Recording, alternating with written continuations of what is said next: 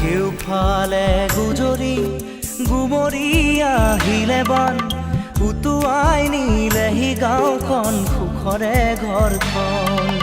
পলকতে উটি গৈ গোহালিৰে গৰুহাল পলকত নিয়তিয়ে মোক কৰিলে কঙাল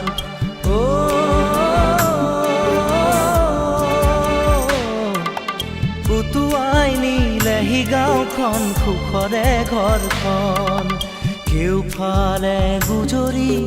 গুমৰি আহিলে বান উটুৱাই নিলেহি গাঁওখন সুখৰে ঘৰখন পলকতে উটি গৈ